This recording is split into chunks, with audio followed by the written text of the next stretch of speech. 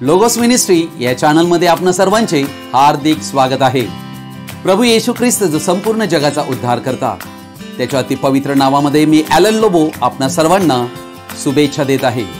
प्रभू येशू ख्रिस्त आपणातील सर्वांस त्याचा स्वर्गीय आशीर्वाद देऊ।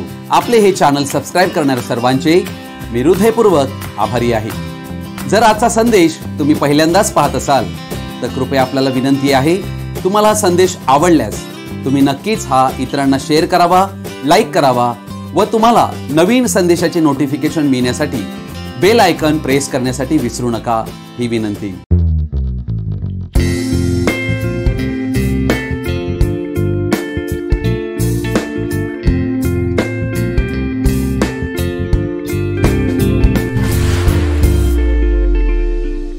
आज आपण एका महत्त्वाच्या विषयाकडे आपलं लक्ष लावणार आहोत आणि विषयाचं शीर्षक आहे प्रभू येशू ख्रिस्त हाच खरा देव आहे। हा विषय अत्यंत महत्त्वाचा विषय आहे। हा विषय तुम्ही सर्वजणांनी आवर्जून शेवटपर्यंत पाहावा अशी आपणाला मी विनंती करीत आहे। मित्रांनो, आम्ही सर्वजण या जगातील एक भाग आहोत व या जगामध्ये करोडो लोक राहत आहेत। विभिन्न देश आहेत, भाषा आहेत, वेगवेगळी संस्कृती आहे, वेगवेगळे धर्म आहेत आणि विविध विश्वासही आहेत, ज्या आधारावर आज लोक जगत आहेत। परंतु आधुनिकतेत होणाऱ्या वाढीमुळे लोकांचा देवावरील विश्वास कमी होत चाललेला आहे असे आम्हाला आढळत आहे। त्यांना देव या विषयात काही रस किंवा आवड वाटत नाहीये आणि बाकी राहिलेले लोक जे धर्मामध्ये रुची किंवा रस ठेवत आहेत ते आपल्या स्वतःला व धर्मगुरूंना फार मोठेपणा देताना आढळत आहे। अर्थात या व्हिडिओमध्ये माझा उद्देश कोणाही व्यक्तीला तुच्छ लेखणे हा नाहीये, कोणाला खोटे साबित करणे हाही नाहीये, परंतु प्रभू येशूचे एक निराळेपण आपणापुढे सादर करावायचे आहे, ज्याद्वारे तो देव का आहे हे मला तुम्हाला सांगायचे आहे, कारण तो सर्वात वेगळा आहे। पहिली गोष्ट आम्ही पाहतो की प्रभू येशू ख्रिस्ताचा जन्म जो झाला हा पृथ्वीवरील इतर व्यक्तींसारखा झाला नाही। या जगात जे महान व्यक्ती होऊन गेले त्यांचा जन्म झाला होता व ते प्रत्येक व्यक्ती आई वडिलांच्या मिलनांतूनच जन्माला आले होते व आम्ही देखील प्रत्येक व्यक्ती अशाच प्रकारे या जगात जन्माला आलेलो आहोत। पण प्रभू येशू ख्रिस्ताचा जन्म स्वतः देवापासून झाला होता। प्रभू येशू ख्रिस्ताचा जन्म कुमारी मरियेपासून झाला। कोणत्याही पुरुषाचा त्यामध्ये संबंध नव्हता, तो देवापासून जन्मला। म्हणजे पवित्र आत्म्यापासून मरिया ही गर्भवती झालेली आढळली। याविषयीचं वर्णन मत्ती वर्तमान याचा पहिला अध्याय 18 ते 21 वचनात आम्हाला आढळते। अर्थात असा जन्म या जगात, या संपूर्ण जगात व मानवी इतिहासात कोणाचाही झाला नाही। म्हणून येशूचा जन्म एकदम अजब होता। अर्थात देव जो आत्मा तो मनुष्य बनला होता व मनुष्य बनून आपल्या स्वतःचं पवित्र रक्त मानवांच्या पापांसाठी प्रायश्चित्त म्हणून द्यावे, हाच त्याचा मनुष्य बनण्यामागे उद्देश होता। म्हणून कोणत्याही पुरुषाचा संबंध न होता मरिया पवित्र आत्म्याने गर्भवती आढळून आली व म्हणूनच येशू ख्रिस्तामध्ये जे रक्त होते हे देवाचे स्वतःचे रक्त होते। त्या रक्तात अशा प्रकारची कुवत होती जे मनुष्यांची पापे पुसून टाकू शकतात। कोरिन्थीकरास दुसरे पत्र 5 अध्याय 21 वचन म्हणते, ज्याला पाप ठाऊक नव्हते त्याला त्याने तुमच्या आमच्याकरिता पाप असे केले, यासाठी की आपण त्याच्या ठायी देवाचे नीतिमत्व असे व्हावे। अर्थात ख्रिस्त येशू पापरहित व्यक्ती होता, कारण त्याच्यामध्ये जे रक्त होते हे देवाचे रक्त होते, त्यामुळे पाप करणे त्याला शक्यच नव्हते। म्हणूनच तो आमच्यासाठी निर्दोष, निष्कलंक आणि अतिपवित्र असा देवाचा कोकरा आमच्या पापांसाठी प्रायश्चित्त बनू शकला। अखिल मानवजातींसाठी प्रायश्चित्त म्हणून बलिदान झालेला आम्हाला आढळतो। योहान वर्तमान याचा 3 अध्याय याचं 13व्या वचनात प्रभू येशूने म्हटले, स्वर्गांतून उतरलेला व स्वर्गात असलेला जो मनुष्याचा पुत्र त्याच्या वाचून कोणीही स्वर्गात चढून गेला नाही। अर्थात या ठिकाणी एक अत्यंत महत्त्वाची गोष्ट येशू म्हणत आहे, म्हणजे स्वर्गातनं उतरलेला याची घोषणा तो देत आहे व उतरून देखील स्वर्गातही तो अस्तित्वात आहे। एका क्षणी प्रभू येशू ख्रिस्त स्वर्गातही आहे आणि या पृथ्वीवरही आहे, ही घोषणा तो या ठिकाणी देत आहे। आणि यावरून आम्हाला आढळत आहे की येशू ख्रिस्त हा देव आहे याविषयीची निश्चिती तो या ठिकाणी देत आहे. आम्ही पाहतो की मत्ती शुभवर्तमान 30 अध्याय याच्या 17 वचनात आकाशांतून वाणी झालेली आहे प्रभू येशू ख्रिस्ताच्या बाप्तिस्मा घेतेवेळी.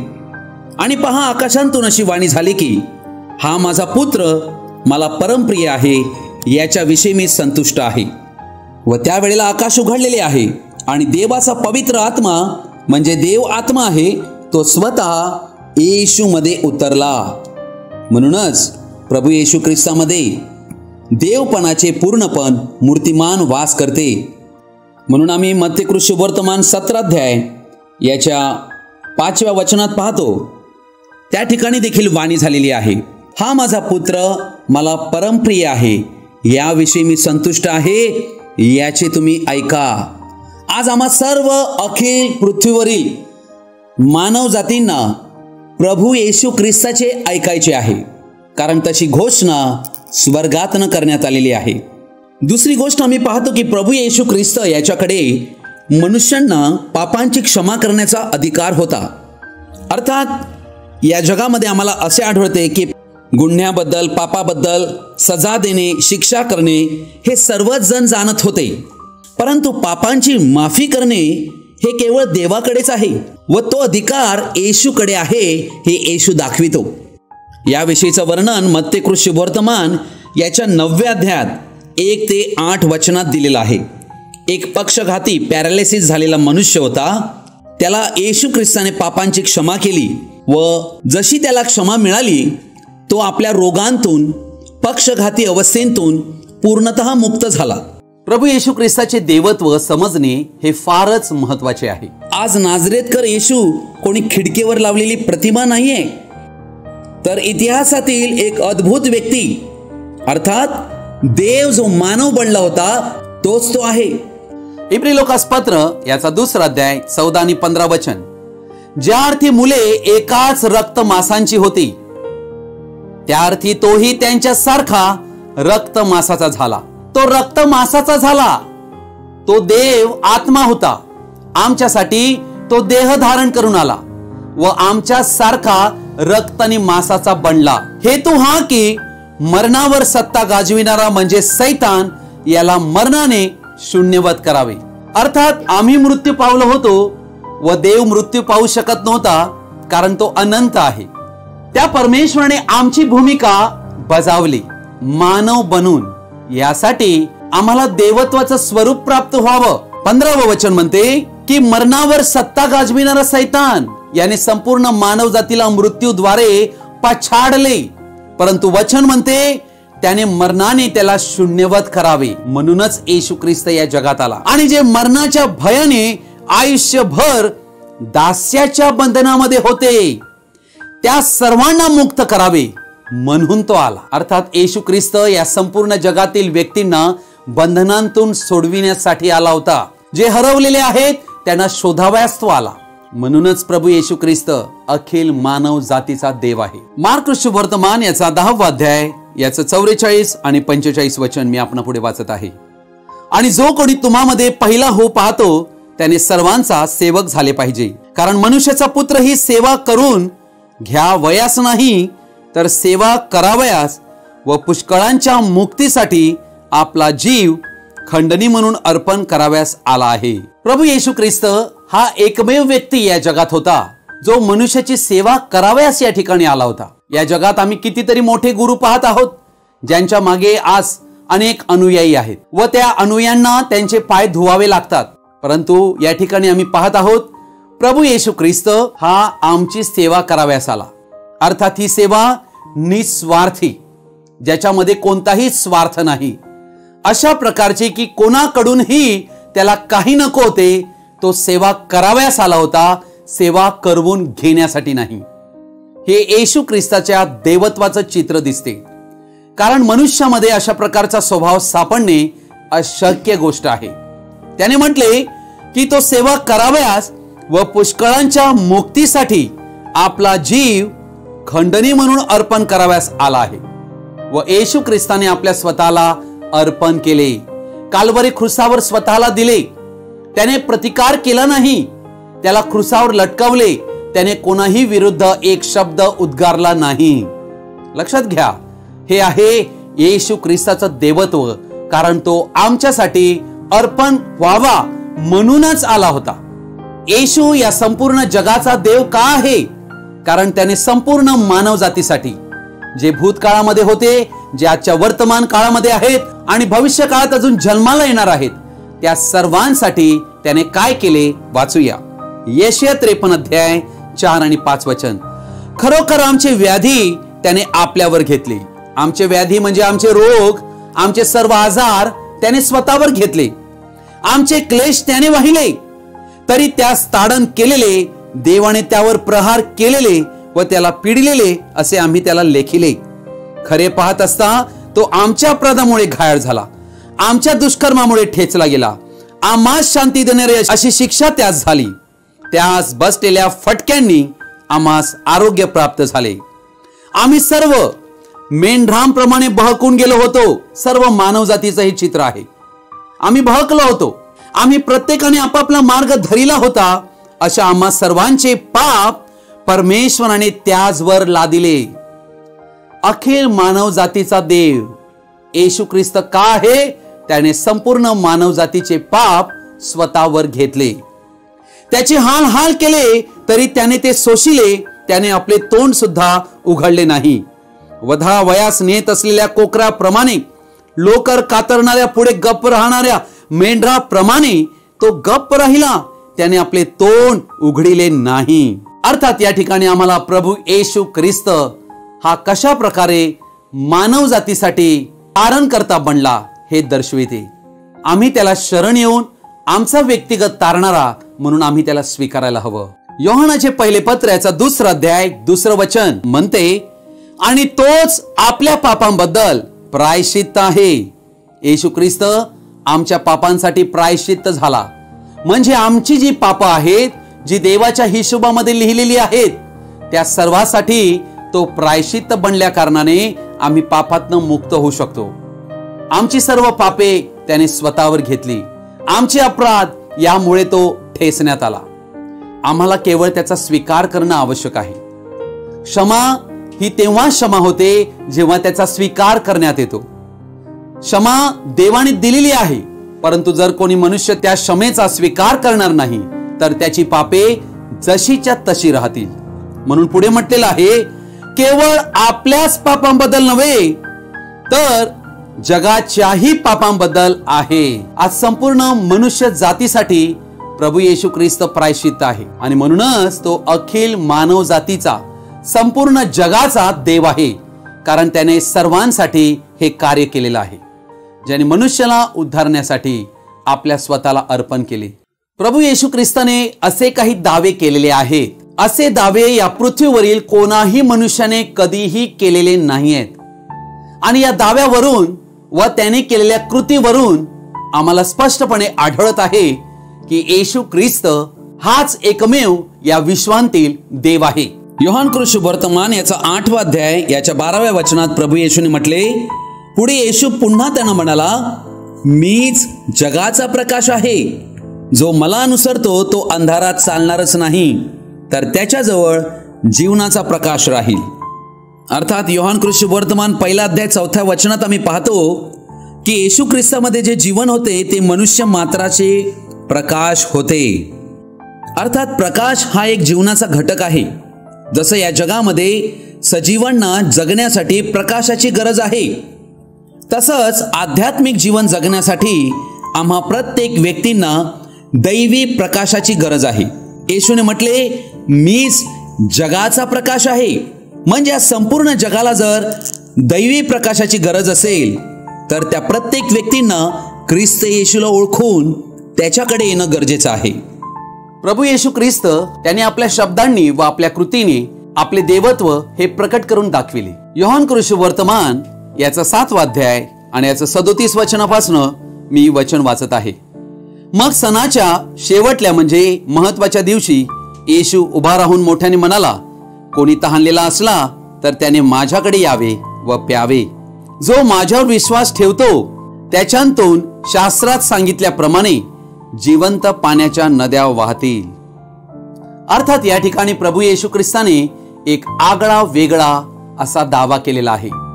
अर्थात तो स्वतःला जिवंत पाणी म्हणून संबोधत आहे. आम्हाला ठाऊक आहे की पाणी म्हणजे जल, कारण या पाण्याद्वारे आम्ही पाणी प्याल्यामुळे आम्हाला जीवन लाभते. हे अनंत जीवनाचं पाणी प्रभू येशू ख्रिस्त स्वतः आहे व तो ते पाणी आम्हाला देऊ इच्छितो. म्हणून शमरूनी स्त्री बरोबर बोलत असताना त्याने आपल्या स्वतःची ओळख त्या शमरूनी स्त्रीला दिली होती. योहान कृष्णवर्तमान याचा 4 अध्याय 13 वचनापासून, येशूने तिला उत्तर दिले, जो कोणी हे पाणी पिईल त्याला पुन्हा तहान लागेल, या जगातील पाणी, परंतु मी देईन ते पाणी जो कोणी पिईल त्याला कधीही तहान लागणार नाही. जे पाणी मी त्याला देईन ते त्याच्यामध्ये सार्वकालिक जीवनासाठी उपळत्या पाण्याचा झरा असे होईल.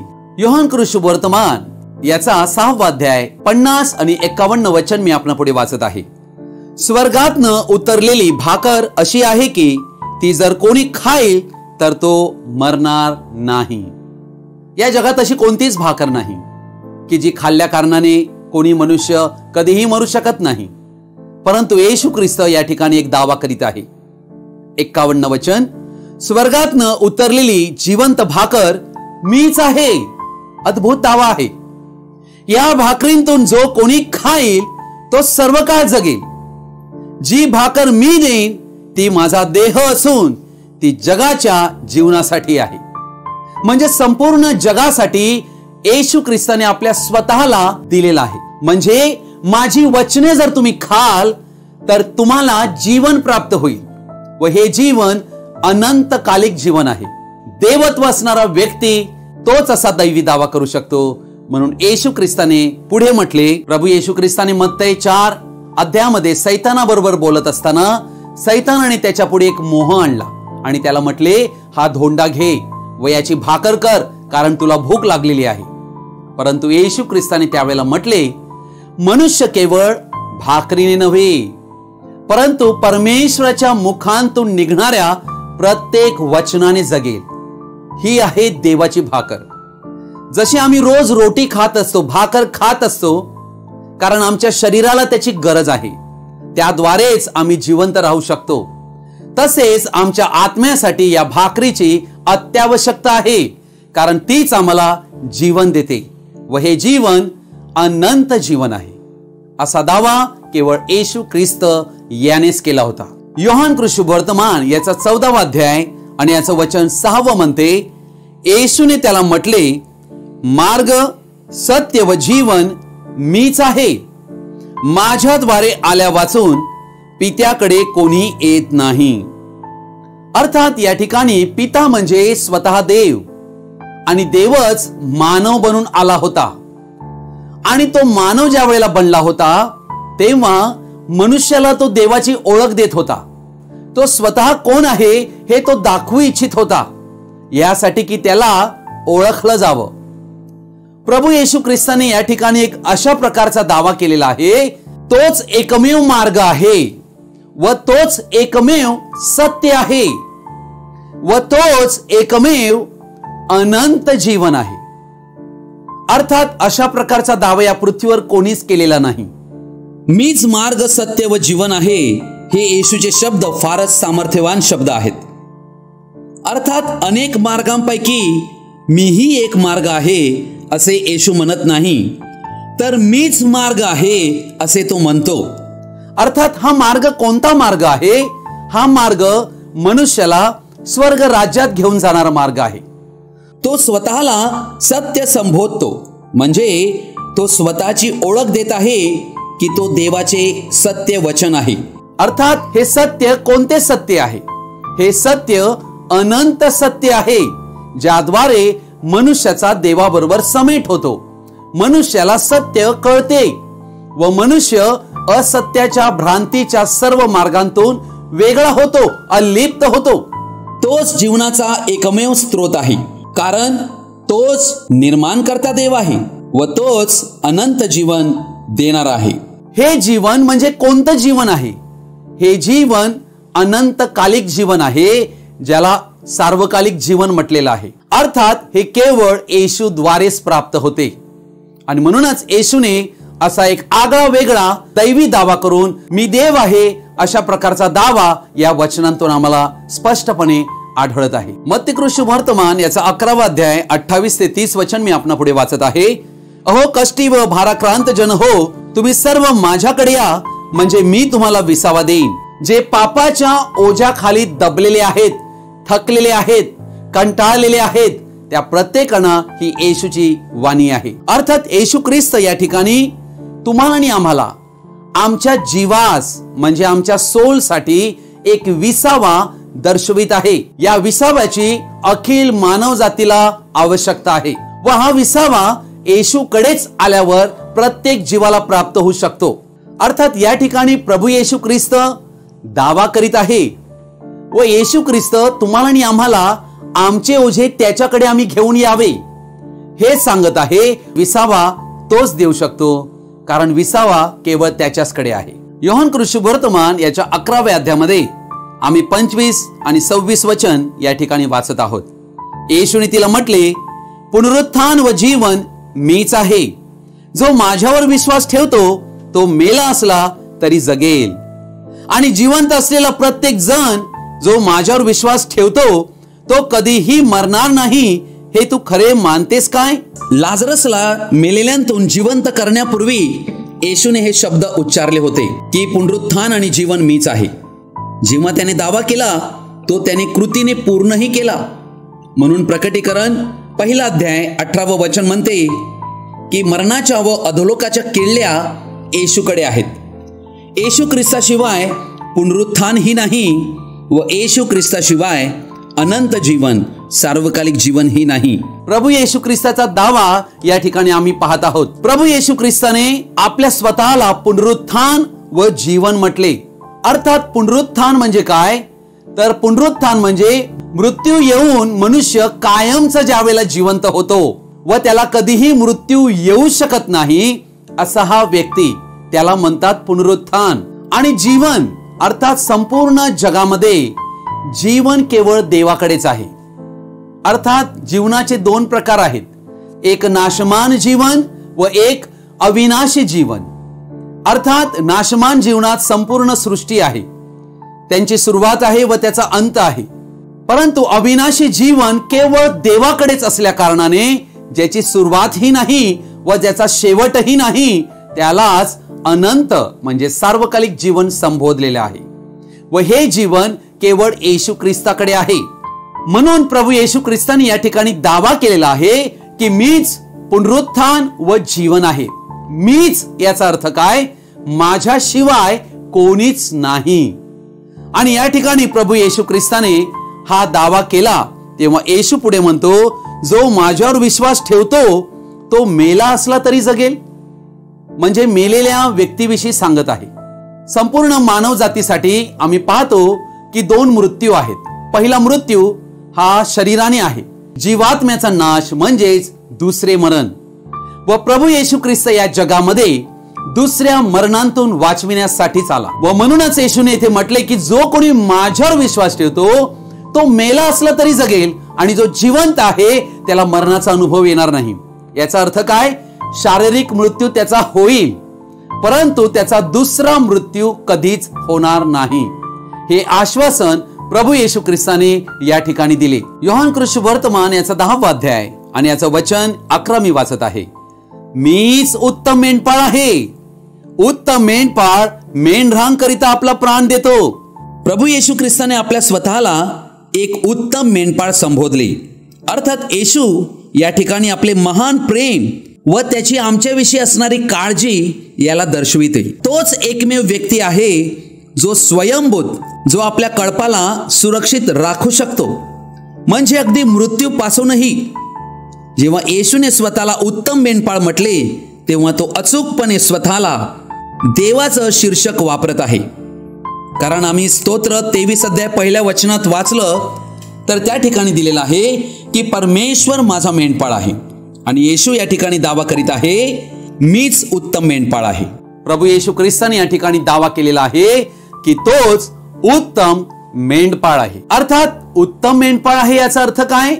तर मेंढपाळ हा मेंढरांना चारत असतो, हा मेंढरांची निगा राखणारा असतो, हा मेंढरांचा मार्गदर्शक असतो, हा मेंढरांचा रक्षक असतो, हा मेंढरांची जोपासना करणारा त्यांचा मालक असतो व येशू ख्रिस्त हा मेंढपाळ आहे व आम्ही सर्व मनुष्य त्याची मेंढरे आहोत. पण मेंढरे जी आहेत ती केवळ मेंढपाळालाच अनुसरतात. मेंढपाळाला पाहिल्यावरच मेंढरे मेंढपाळाच्या मागे चालत असतात. अर्थात मेंढरे मेंढपाळाला व्यक्तिशः ओळखतात, त्याची भाषा ओळखतात आणि तो मेंढपाळ देखील मेंढरांना त्यांच्या नावाने हाक मारतो, कारण तोच आमचा उत्तम मेंढपाळ आम्हाला हिरव्यागार कुरणात चारतो व आम्हाला संथ पाण्यावर नेतो व आमचा जीव ताजा तवाना करीतो. योहान कृष्णवर्तमान याचा 10वा अध्याय याचं वचन 7. म्हणून येशू पुन्हा त्यांना म्हणाला, मी तुम्हाला खचित खचित सांगतो की मी मेंढरांचे दार आहे. अर्थात प्रभू येशू ख्रिस्त या ठिकाणी काय दाखवत आहे की कोणीही व्यक्ती स्वर्ग राज्यात ख्रिस्त येशू शिवाय अन्य मार्गाने जाऊ शकत नाही, कारण एकच दार आहे ज्यातून आत जाता येईल व ते दार स्वर्गाचे दार आहे. म्हणून त्याने योहान कृष्णवर्तमान 10व्या अध्यायातल्या पहिल्या वचनात म्हटले, मी तुम्हाला खचित खचित सांगतो, म्हणजे खरे खरे सांगतो, जो मेंढवाड्यात दाराने न जाता दुसरीकडून चढून जातो तो चोर व लुटारू आहे. आम्हाला ही गोष्ट समजणं फार आवश्यक आहे. अर्थात प्रभू येशू ख्रिस्ताने आपल्या मृत्यूपूर्वीच आपला मृत्यू कुठे होणार, कसा होणार, कोणाकडून होणार याविषयी स्पष्टपणे भविष्यवाणी दिली. मत्ती कृष्णवर्तमान 16 अध्याय 21 वचनापासून मी वाचत आहे. तेव्हापासून येशू ख्रिस्त आपल्या शिष्यांना सांगू लागला की मी यरूशलेमेत जाऊन वडील, मुख्य याजक व शास्त्री यांच्याकडून पुष्कळ दुःखे सोसावी, जीवे मारले जावे व तिसऱ्या दिवशी उठविले जावे याचे अगत्य आहे. अर्थात ही भविष्यवाणी येशूने आपल्या मृत्यूपूर्वीच केली होती. आम्ही जर मत्ती कृष्णवर्तमान 26 अध्याय याच्या 2ऱ्या वचनात वाचलं तर तेथे लिहिलेलं आहे, तुम्हाला ठाऊक आहे की 2 दिवसांनी वल्हांडण सण आहे आणि मनुष्याचा पुत्र वधस्तंभावर खेळण्याकरिता धरून दिला जाईल. अर्थात येशूला हे अगोदरच माहीत होतं की त्याला वधस्तंभावर खिळण्यात येणार आहे व ही गोष्ट त्याने अगोदरच कळविली होती. कोणाही व्यक्तीला आपल्या स्वतःच्या मृत्यूबद्दल कधीही माहीत नसते, परंतु या ठिकाणी प्रभू येशू ख्रिस्ताने अशा प्रकारे आपल्या मृत्यूविषयी अगोदरच सांगितले. प्रभू येशू ख्रिस्तावर दोषारोप करीत त्याला न्यायसभेपुढे उभे करण्यात आले होते. मार्क शुभवर्तमान 14वा अध्याय 60व्या वचनापासून मी वाचत आहे. तेव्हा प्रमुख याजकाने मध्ये उभे राहून येशूला विचारले, तू काहीच उत्तर देत नाहीस काय? हे तुझ्या विरुद्ध साक्ष देतात हे काय? तथापि तो उगाच राहिला, त्याने काही उत्तर दिले नाही. पुन्हा प्रमुख याजकाने त्याला विचारले, धन्यवादिताचा पुत्र जो ख्रिस्त तो तू आहेस काय? येशूने म्हटले, मी आहे. तेव्हा प्रमुख याजक आपले कपडे फाडून म्हणाला, आपणाला साक्षीदाराची आणखी काय गरज? अर्थात हे दुर्भाषण तुम्ही ऐकले आहे, तुम्हाला कसे वाटते? तेव्हा तो मरणदंडास पात्र आहे असे सर्वांनी मिळून ठरविले. अर्थात या ठिकाणी येशू ख्रिस्तावर दोषारोप करण्यात आलेला आहे, कारण त्याने तो ख्रिस्त असल्याविषयी स्वतःची साक्ष दिली. अर्थात या ठिकाणी ख्रिस्त येशूने आपल्या स्वतःविषयी साक्ष दिली की मी ख्रिस्त आहे.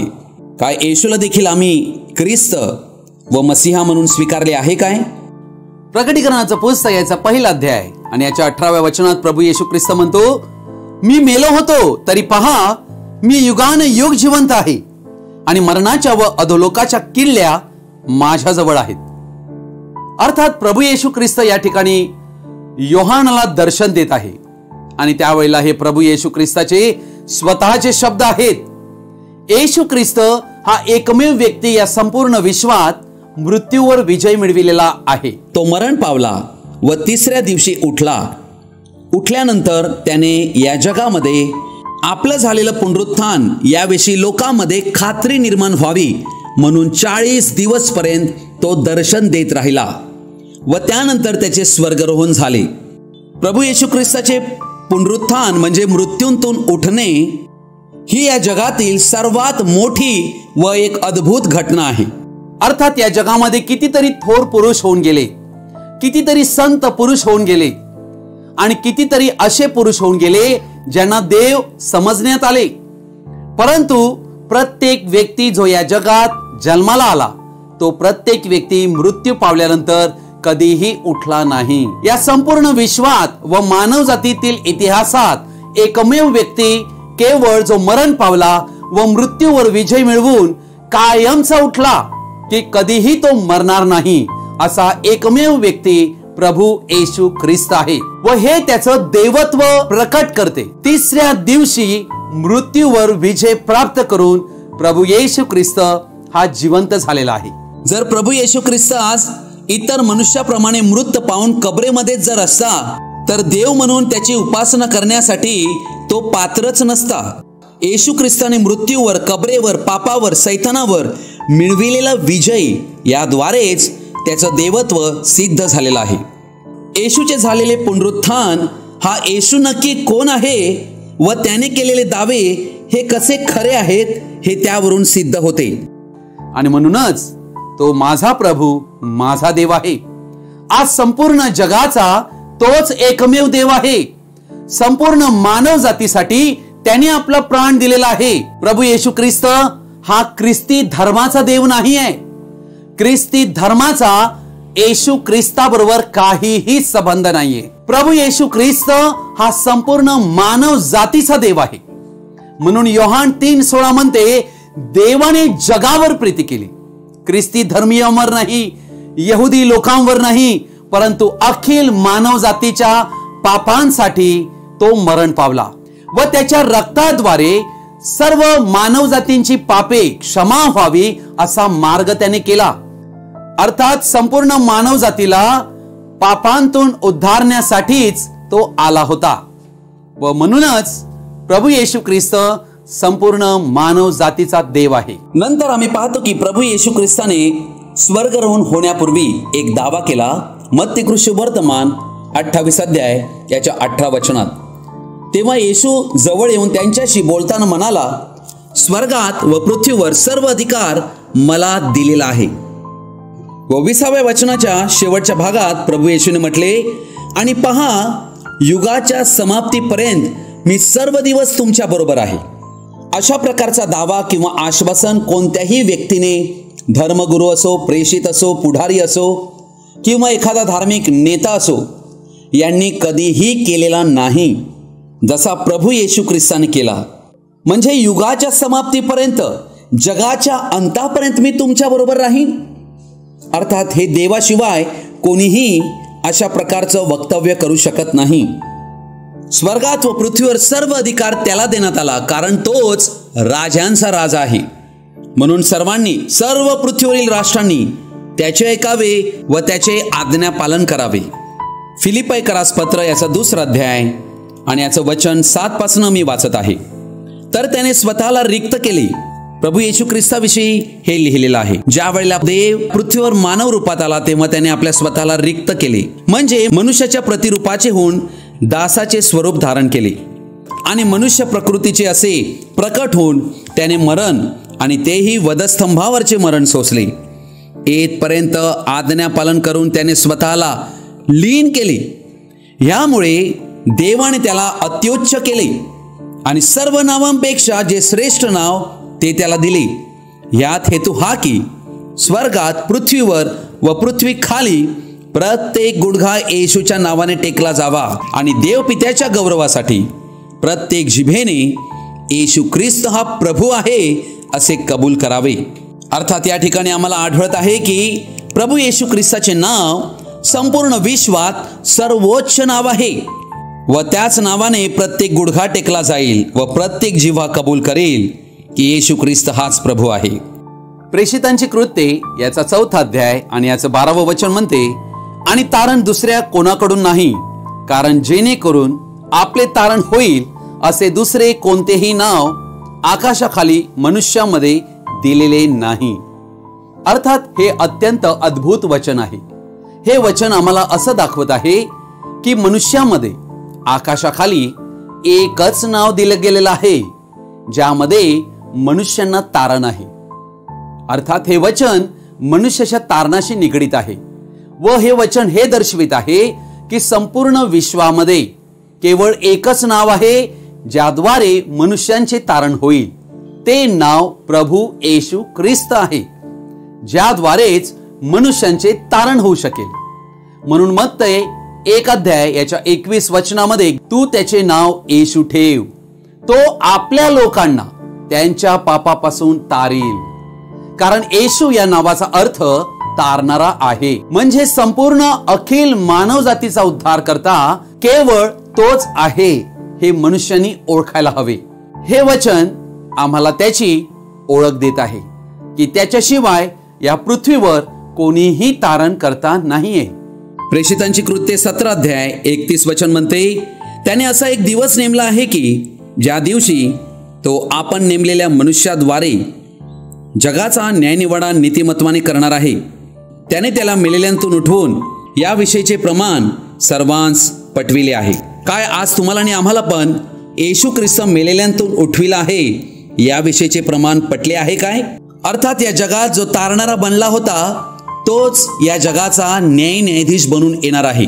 तो प्रियजन हो, सगळ्यात महत्वाची गोष्ट ही आहे की येशू ख्रिस्तावर विश्वास करणे म्हणजे कोणता नवीन धर्म स्वीकारणे नाहीये किंवा ख्रिस्ती धर्माचा होणे नाहीये.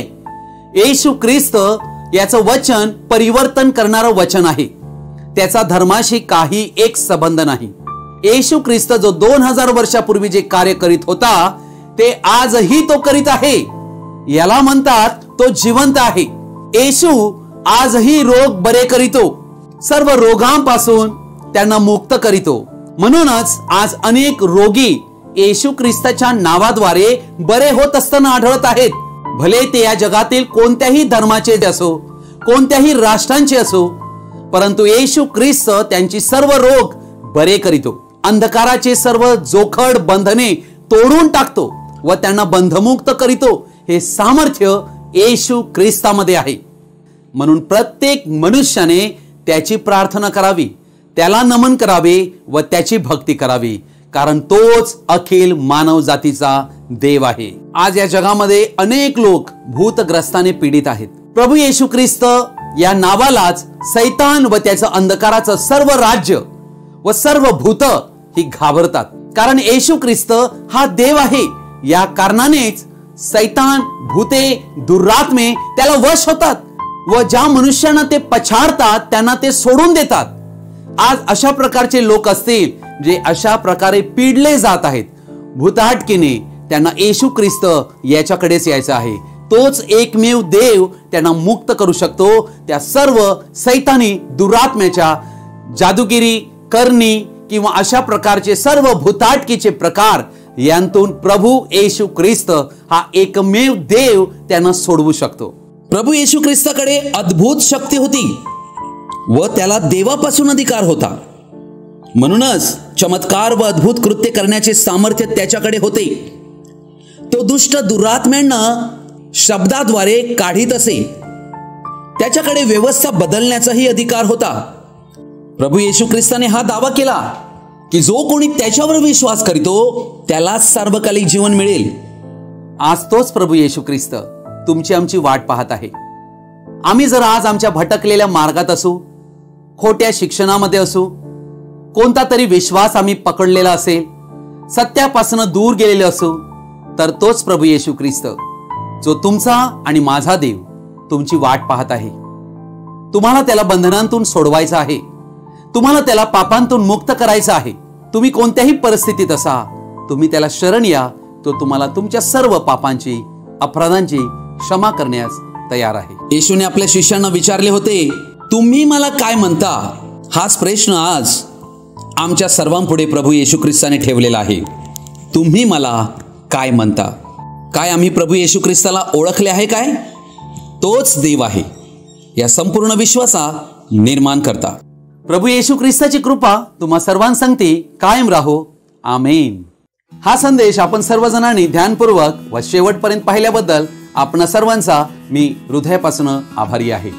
हा संदेश ऐकल्यानंतर नक्की तुम्हाला काय कळले कमेंट बॉक्स मध्ये टाकू शकता. काही प्रश्न असल्यास तुम्ही फोन करूनही विचारू शकता.